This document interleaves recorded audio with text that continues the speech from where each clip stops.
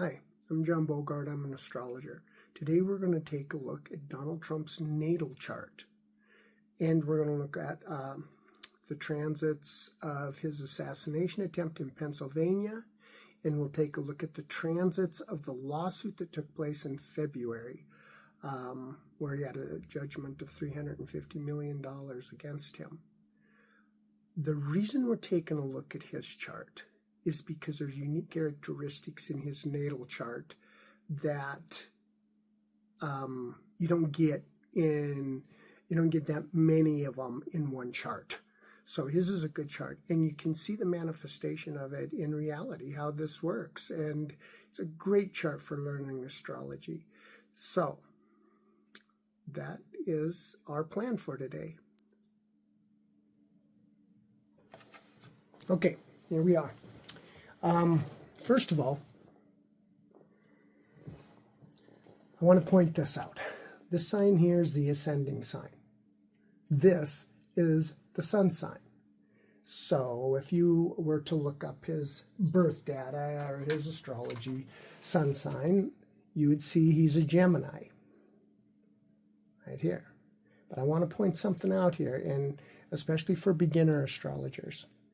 This is the sign you go to first. Certainly, the sun is in Gemini, and that is an influence in this chart. But this is what everything in the chart is going to be built off of. He is a Leo ascendant. This is the sign coming up on the eastern horizon at the time of his birth. Mars is really powerful in his chart. 26 degrees, 28 degrees. That is conjunct the ascendant. Any planet that is conjunct the ascendant grows in strength. So, when we look at Donald Trump, we're looking at Leo as his primary zodiac sign, which you can see that. He really likes to be in front of the crowds. He loves it when people, the clapping and the size of crowds, all of that. That's just huge to him. Leo loves to be admired. They also they prefer, depending on the individual, they do like loyalty. That's really a hallmark of a Leo. Now, if we take a look up here, the sun and the moon, they're in opposition. So if you're new to astrology, whenever you see a sun in opposition to the moon, you know it's a full moon. Oppositions create tension between two planets, but it also increases the power of the presence of the individual. Now, the reason these are important is because these are the luminaries. The sun and the moon are the luminaries, and they are extraordinarily powerful in natal charts in and of themselves without having a full moon in effect. Now, also what we want to take a look at here, we have the nodes. The node is conjunct. The node is conjunct. So not only do we have a full moon in effect, we have an eclipse taking place. This is a lunar eclipse that's taken place. So whenever you look into a natal chart and you see the nodes conjunct the sun and moon when they're in opposition, you know lunar eclipse has taken place. If the moon is conjunct the sun up here, say this was the moon, and the node was up here, then you know that's a solar eclipse. But anyway, that's for another day. Now, what's the significance of that, right? We understand he'll have a strong presence here, and Mars has got a real assertive type of personality when it's in Leo conjunct the ascendant. What we have with the nodes are, they have unique qualities because, first of all, they're just a point in the chart. And when we get into the astronomy classes, we'll actually be able to tell you what those points are in more detail. But these nodes are phenomenal. The North Node, people, depending, okay, it is dependent upon how strong it's going to be aspected. And in this case, the sun's conjunct the node, along with Uranus here. So we know this node's going to have a lot of draw to it. So the north node will draw you in that direction wherever it's placed. It's placed in the 10th house with career. The 10th house is about career, credentials, public eye, all of those things. And here it is. So he has a huge draw to those things. And he'll naturally just go that way. It's just going to naturally go that way. On the other hand, the south node, the north node can cause problems too. But you know, it gives you, that's more of an adventure, live and learn. The south node, on the other hand, is going to cause you a lot of problems, no matter where it's at in the chart. But it will cause you more problems if it has major aspects to it. And in this case, it's conjunct the moon. Now, okay. So we have Donald Trump's assassination time, and it is July 13th, 2024, 6:11 p.m. in Pennsylvania. At that time, we have Mars and Uranian energy up here squaring his natal Mars. This is a radical, fast, violent act. It's squared, so we know it's operating in a very dysfunctional manner. Takes us right back to the Mars energy. It's right here.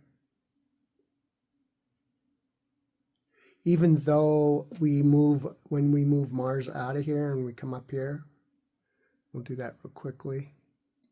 I'll move it ahead by 1 month.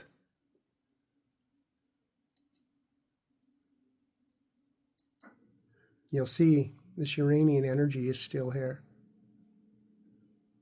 And if I move it to today,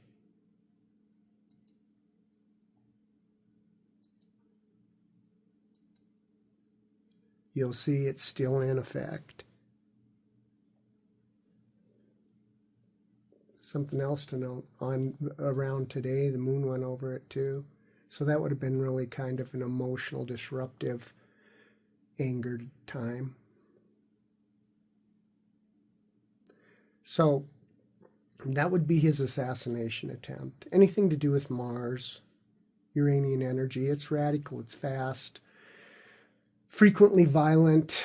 If you have that touch in your chart at a particular time, certain things could happen, like car crashes, anything that deals with also electrical things, electrical and mechanical, because Uranian energy directly is related to electronics. Okay. So we will now move to his lawsuit.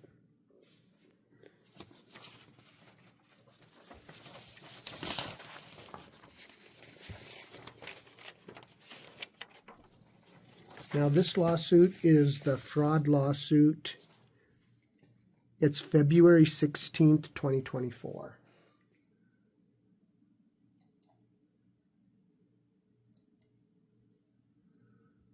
Okay, so let's go back to February 16th.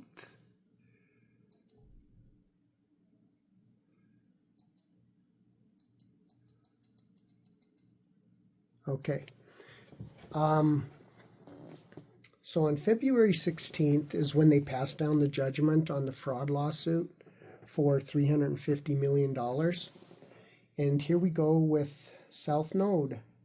The South Node is transiting South Node, right here, is conjunct his natal Jupiter. 16 degrees, 55 minutes, 17 degrees.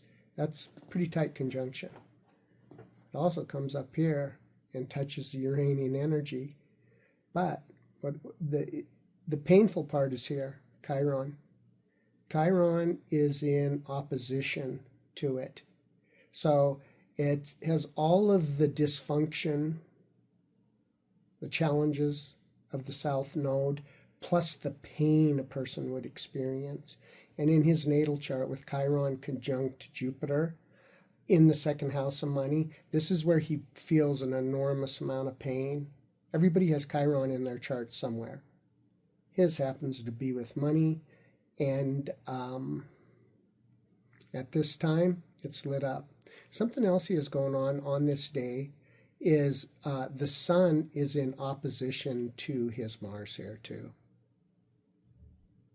So that intensifies those, that'll greatly intensify his Mars energy.